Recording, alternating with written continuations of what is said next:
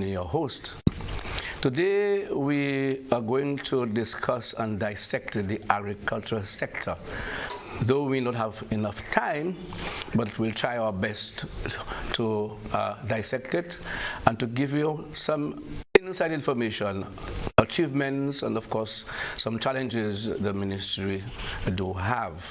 With me is Mr. Kemuel Jabatis, who is the former Chief Extension Officer and now the Acting Deputy Director of Agricultural Services. Welcome to the program, Mr. Kemuel.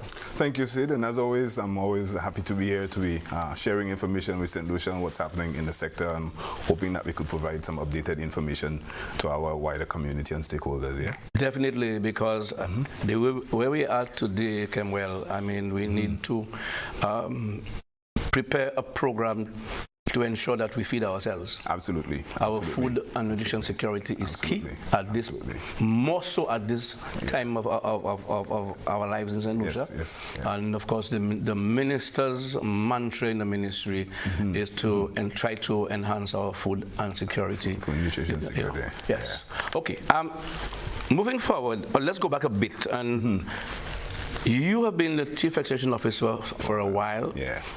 What can you tell us about the achievements of the Extension Division?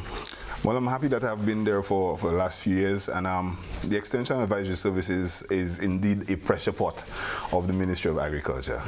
We are often described as the face of the ministry, but from a managerial standpoint, it's really a pressure pot, meaning that we have to interact with the public, and I'm talking about Joe Public and all stakeholders, talking about producers, agro-processors, exporters, and each one of those players, each one of those stakeholders have expectations in terms of what the advisory services is supposed to provide. So over the years, we've been successful in doing a lot of capacity building through Farmer Field School. The Farmer Field School methodology has proven to be a winner for us. So we spent a lot of time starting from around 2009, 2010, doing a lot of Farmer Field School work, building capacity. The focus areas would have been in pest and disease management, integrated pest and disease management, and so on. The school feeding program is another place. We have some persons who have provided some really good support. Greenhousing as well. The greenhousing coming through the Youth Agro-Entrepreneurial Project as well as the Taiwanese supported project way back then. We've seen some strides in that area. We're also seeing some regression in terms of greenhouses because of the cost of maintaining them. They're so susceptible to the storms and so on. So Extension has been essentially looking at this particular area. We've been supporting a lot of projects. We've been supporting the Southeast Coast project. We've been supporting the Seven Crops projects. In fact, we've been implementing that project more or less. We've been supporting the other agencies, ensuring that the farmers are getting the sort of support that they need. And essentially, that's the story that we have to tell. The Morocco Soil Fertility Project, a lot of the farmers would have been beneficiaries to supply of fertilizers out of Morocco. I think we just finished some disbursement maybe about 3 or 4 weeks ago. We would have distributed about maybe 3,900 bags or so. And so these projects, Extension has been in the forefront of interacting with the farmers, but also in the background of that as well. In terms of program preparation, we normally have these community meetings, community interactions, and Extension would have supported Minister in his first year or so, meeting different groups at the community level. So these are some of the areas that we've been focusing on. And yes, as agriculture emerges locally, we are seeing that there's even greater need for preparing the officers to make them cutting edge to respond to the emerging challenges that we are going to be facing. What are the major challenges you think that the farmers are facing out there? Currently, I like to look at agriculture from an economic standpoint, and usually I like to make reference to the factors of production. You're talking about land, labor, capital, markets, and so on. And at each one of these levels, there are challenges. When it comes to the issue of land, you have limited land space, but not only limited land space, you have issues of entitlements. And when you're not too sure your entitlement to the land, you treat it in a different way. Persons who do not own the land are not necessarily going to protect it or preserve it. They're going to utilize it anyhow. But even worse than that, those persons who do not have title to the lands cannot utilize it to gain access to credit and so on. And then we're also seeing a lot of shifts of agricultural lands out of the sector. We're seeing pasture lands going into all kinds of investments. Yeah, and I mean, we're not anti-development, but when you take prime lands and you put it into other uses, the question is, how do you plan on intensifying production to satisfy your food needs? Then you look at the issue of labor. It's interesting that I'm driving along the highway this morning and there are hundreds of people cutting grass along the road and clearing the roads, and that's really important. But even more important would be that same set of labor if they were able to get onto the farms. There are a lot of farms that if you go to the store, to the farmers now, they tell you labor is a problem. But not just the availability of it, the productivity of it. The people come to work and they want a full day pay for 5 hours, for 4 hours. And so this is another challenge. And the quality of labor. People may not even be aware that farmers constantly have to train the labor that comes in, train them how to fertilize, train them how to apply pesticides, train them how to do a whole number of things. And so you have this constant training taking place where the labor is concerned. And we spoke about capital already. The challenge with capital is accessing it. And we are aware of what the challenges are, but it's not a walk through the park to correct it. The issue of, what do people have as collateral in order to access credit lines and so on. Excuse me for just a minute. And then you have the issue of markets. Yes, that's a crucial area. We saw what has happened with the bananas, for example. Bananas had its own safe haven. We lost that, and then from the safe haven days of the late 80s, early 90s. We've seen mayhem. The markets have been an absolute mess to the point that there is a loss of confidence. And that loss of confidence is not only in bananas, it's in a number of other areas because persons are treading cautiously in terms of what it is that they're producing and so on. So you have land, labor, capital, you have markets, and then you have the issue of partnerships as well. Agriculture cannot operate in a silo. We have partnerships with private sector. We have the exporters, we have the agro-processors. They rely on the primary producers to provide the raw materials that they require. And then you have challenges with that. You have challenges of the weather and climate impacting on the availability of supplies. Now you have the agro-processor investing in a number of plant and equipment facilities, and then the supplies that are required become a challenge. And so we now, as agriculture, need to be able to bring all these persons together and continue the process of navigating through these emerging issues. We know that they're there, but as time elapses, it comes in a different form. Yeah. When you look at our food import bill, because everything that is strategized now, we had the Youth Entrepreneurship Program. Yeah.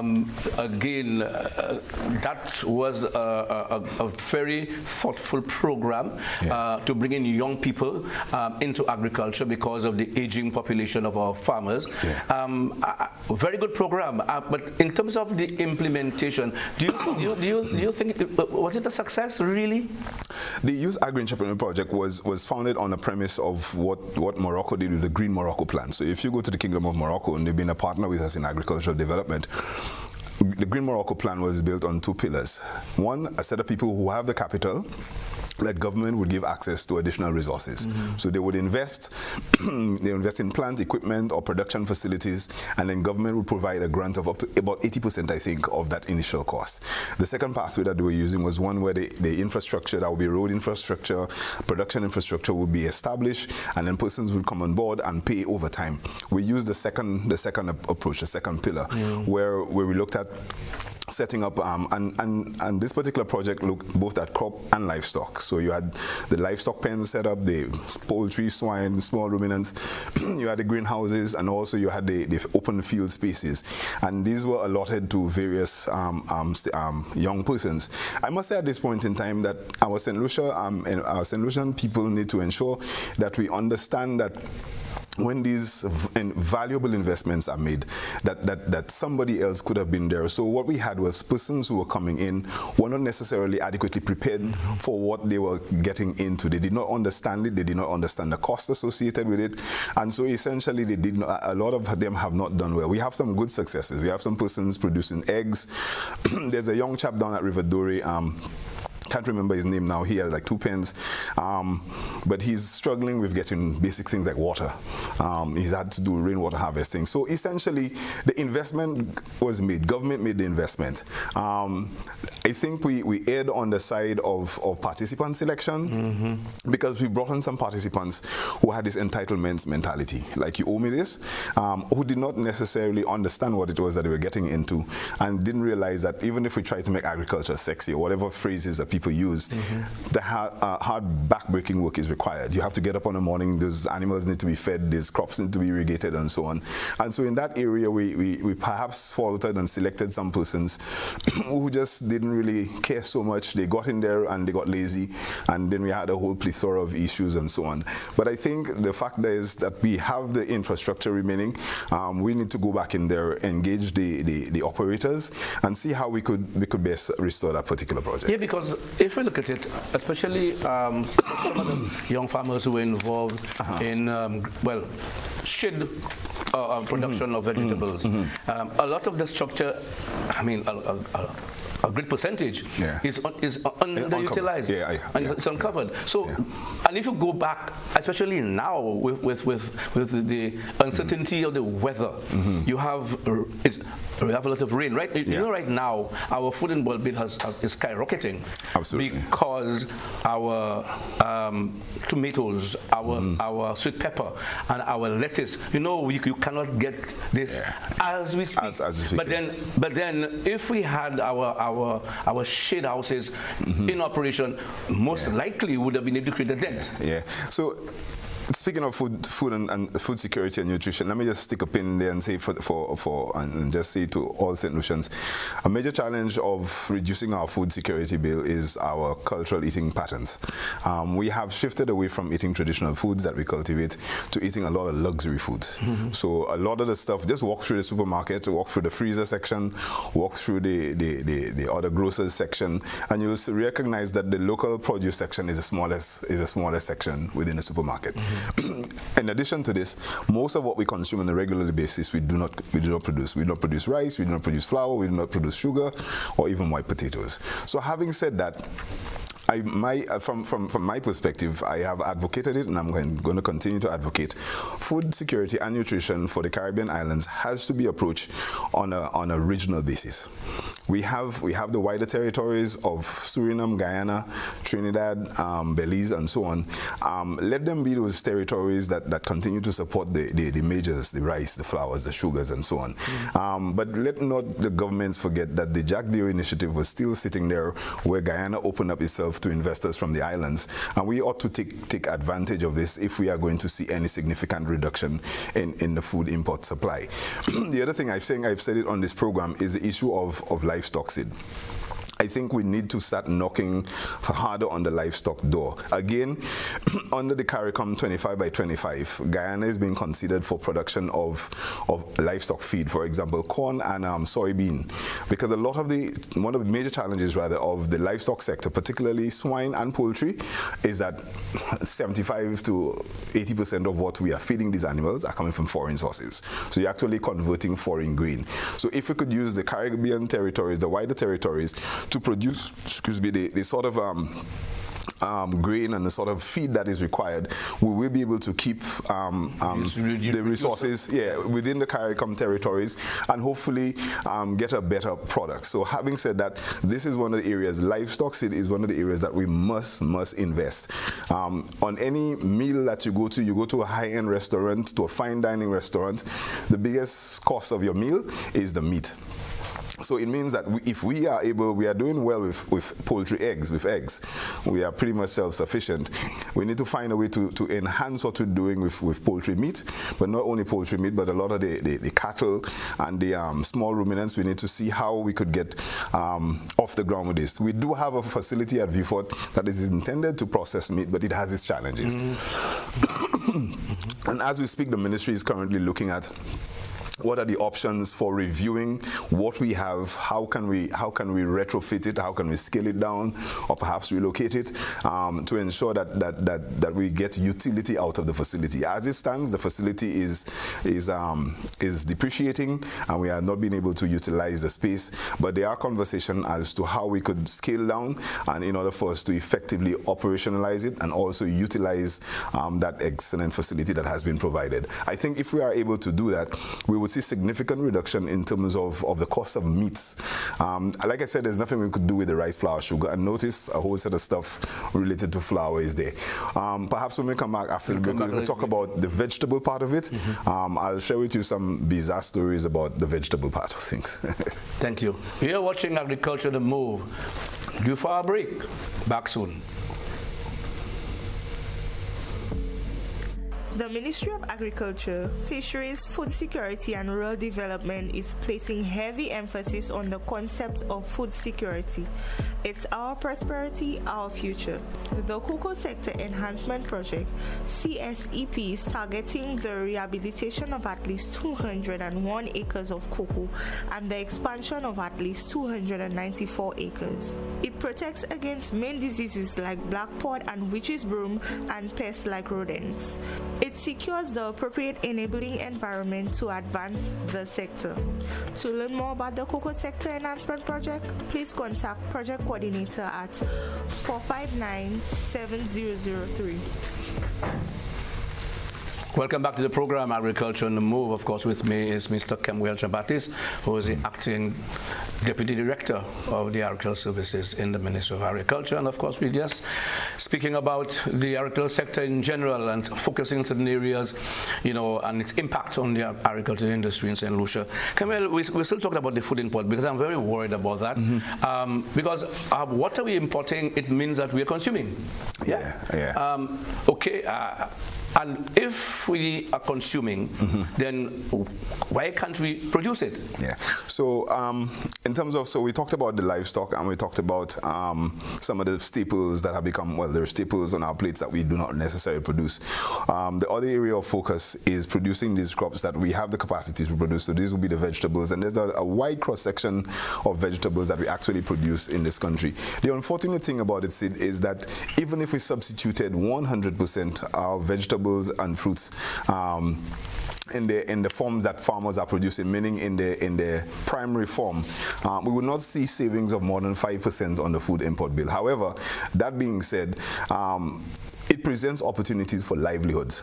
So the people who are involved in producing these crops have the opportunity to have a solid livelihood. And what that actually does is contribute to food security, because we talk a lot about food security, but as long as we have access to the food, and that's what I'm saying, food security and nutrition, if approached on a regional basis, and the CARICOM brothers and sisters understand our plight, then they will provide access. And as long as we could access those food resources, then essentially the region would be considered food secure.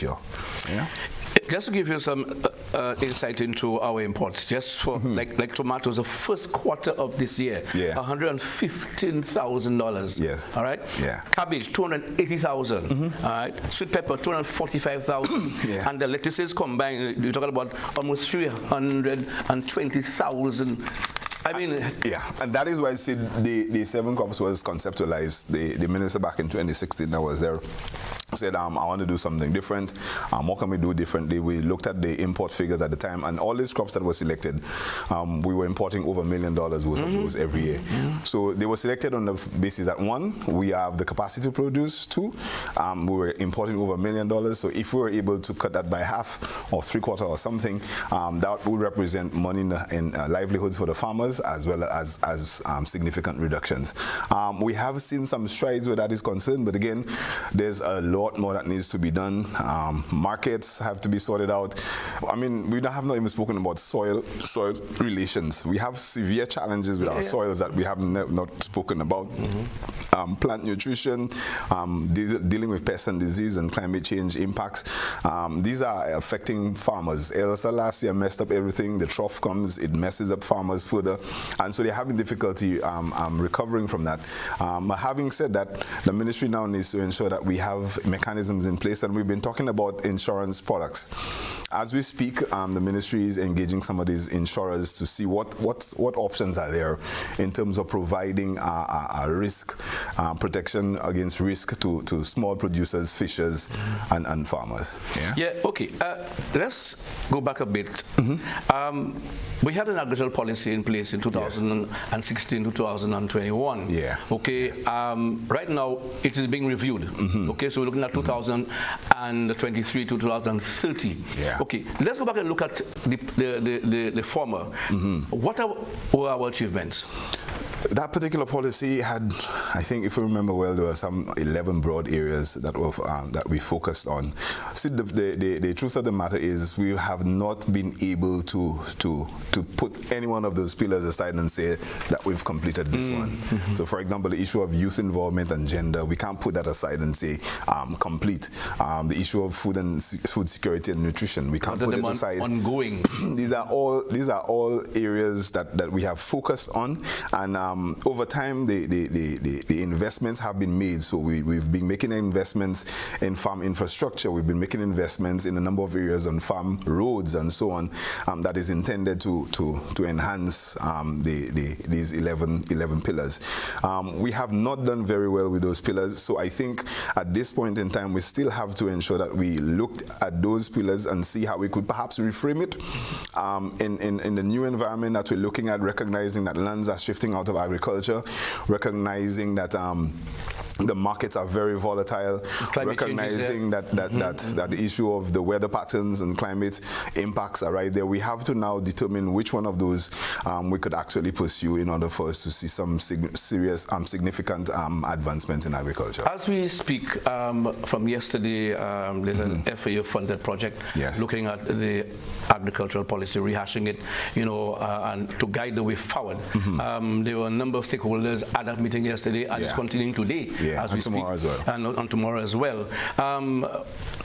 Do you believe that we are doing the right thing in bringing all the stakeholders on board, all the players, and actually bring them to the table, and then to actually go through the whatever is brought to the table and see how well we can put that strategy together? Yeah, so we must say off the bat, thanks to our partners in the Food and Agriculture Organization, particularly the Sub-Regional Office in Barbados, for supporting us on this. It is timely.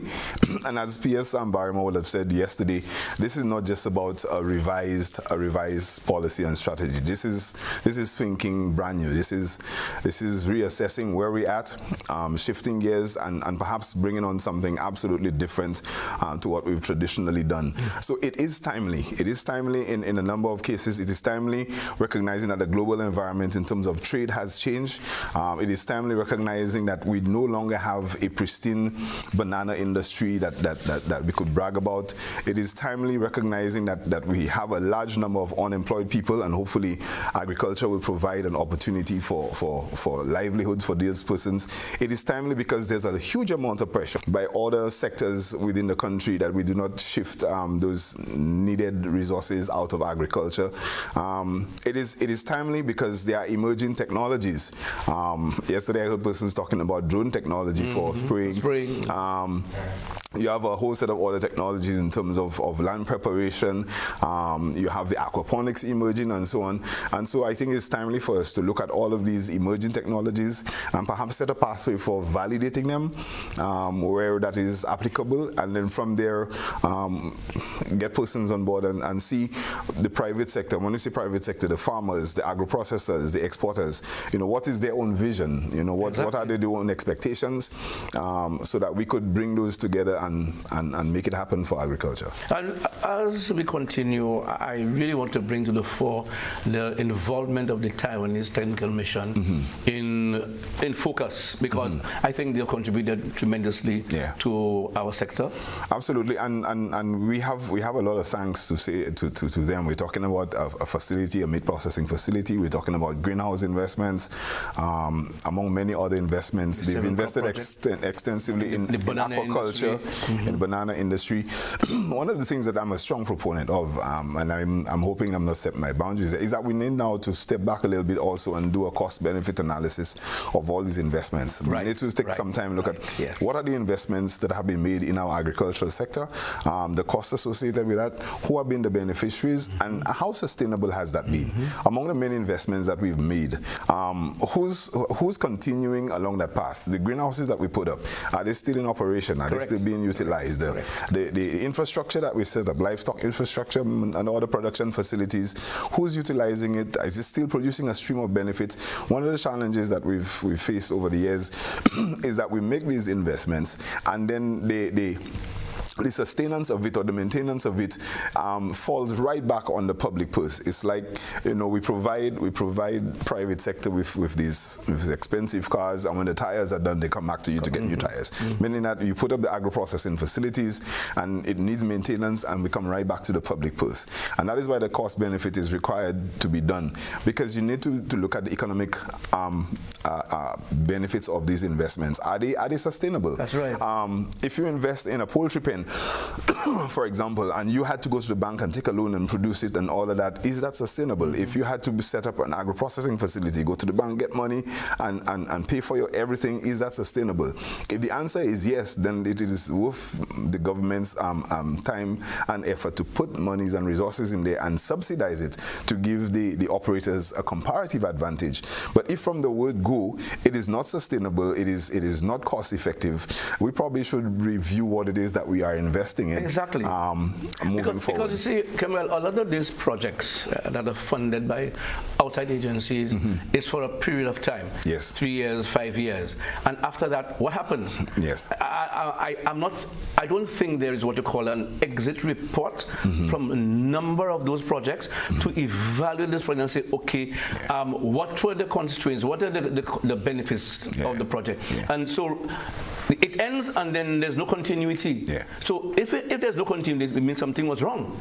So one of the things that has to be integrated into these projects from the time you're designing the project is a sustainability strategy. So beyond the life of external source investments, what is it how is it that you're going to sustain these investments? How is it not just the investments but the people who are involved? Because you need to continue building capacity to operate. You need to continue building capacity to sustain the functionality and the utility of these investments. And so all of these need to be enshrined in projects when they are being designed, and there needs to be flexibility in terms of the print, so that as you begin to implement, if there is need for shifting things around, that you should be able to do that to cause the project to be successful. Acting Deputy Director of Agri Services, moving forward. Yes, sir. What's your vision? My vision for the department is that we'll be able to have a greater level of engagement of stakeholders and to respect it, and to integrate those visions into our planning, and to avoid the pitfalls of planning from top down. There's some top down thinking that has to come into play, because we are assessing the data, so we need to share that information with the public and let the public take decisions as to which areas they feel comfortable investing in, so that when they make those investments, there's not this entitlements in their minds or reliance on the public purse, but that they will see themselves as entrepreneurs pursuing their own investments. And of course, government will provide the safety nets required. So in the case of disasters, in the case of fallouts, there'll be something to fall back on. Internally, I think we have a lot of work to do in terms of the capacity. Agriculture was once upon a time deemed as one of those ministries with the highest level of academia, and technical people. That is not the case anymore, and so we need to review that, because as I've said before, I'm suspecting in the near future we'll have to be recruiting agricultural technicians from regional sources, from regional territories. And so to all the young persons out there, there are opportunities for professional development in agriculture. I encourage students to study agriculture, the sciences, the agronomy, the botany, the horticulture. That will stop you there, sir, because we have come to the end of the program. But there's so much. Agriculture is so dynamic. So much, and then the thing is, we need to avoid the units working in silos. We need to work together. Thank you for being here, Mr. Baptiste, and I wish you success. And I know you'll succeed I know it's challenging, but it is challenging. challenging, but thank you You've for the been opportunity. viewing Agriculture on the Move. I will thank you for viewing the program. Please continue to view this program because we are bringing you information as far as agriculture is concerned and fisheries and the rest are concerned. I'm Philip Sidney saying goodbye and see you again. Thank you. Agriculture on the Move. Agriculture movement. Agriculture on the Move. Agriculture movement. Agriculture on the Move. Agriculture movement. Agriculture on the Move. Agriculture movement.